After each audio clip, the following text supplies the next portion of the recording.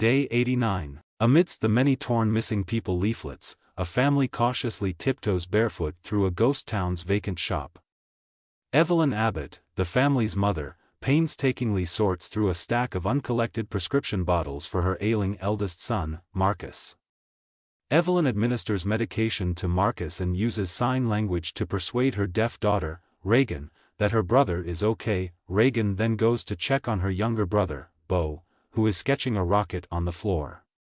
"Rocket," he says to Reagan. "That's how we'll get away," he says. Before climbing the nearly empty shelves and reaching for a space shuttle toy, the toy falls off the shelf, but Reagan grabs it before it hits the floor. Meanwhile, Lee Abbott, the family's father, has gathered some electronics for a radio that would amplify its signal, as well as some cutting pliers for Reagan. Evelyn signals to her family, "It'll be dark soon," and they prepare to go when horrified expressions cover their features. Bo is holding the electronic space shuttle toy, which Lee carefully removes from him after removing its 2 AA batteries. He tells his youngest kid, "It's too loud." As the family leaves, Reagan sneaks the toy back to Bo, who then takes the batteries with him. The Abbotts go softly back home on a sand track they've made. They approach a pedestrian bridge. They are startled to hear the electronic sound of a space shuttle toy coming from Bo, who is hauling up the rear. Lee, terrified, rushes back to his son, but it's too late. An extraterrestrial thing seizes and murders Bo. Day 472. The Abbotts have returned to their family property. Lee is in the farmhouse's basement, where he has built up a comprehensive monitoring system of cameras and monitors, as well as his radio and gadgets, in the hopes of reaching any other survivors. There are also a slew of news pieces about an alien invasion, as well as notes from Lee that include blind, attack sound, and armor. Meanwhile, Evelyn is expecting a child. She erects an oxygen tank that is linked to a baby breathing mask. It's next to a soundproof, covered infant crib.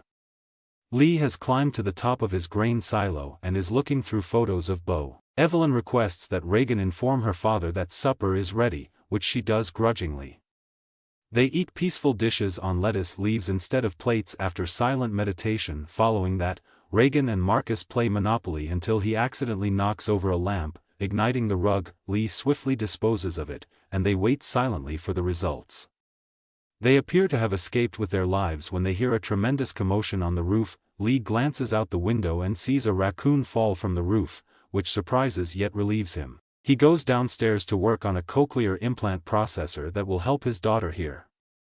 Evelyn appears, and they exchange a smile and a pair of ear buds as they slow dance to Neil Young's Harvest Moon. Day 473. Evelyn is in the cellar monitoring her blood pressure while Lee pours more sand on their walking pathways. Her due date is only a few weeks away. She listens to her abdomen with a stethoscope, which reveals a strong, robust heartbeat.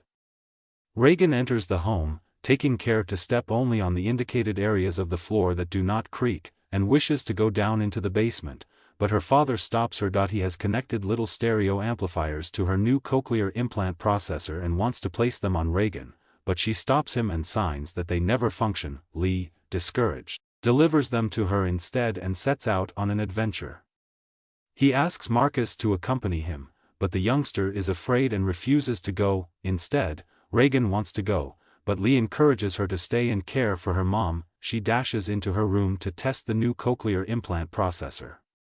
She is distraught when they do not work.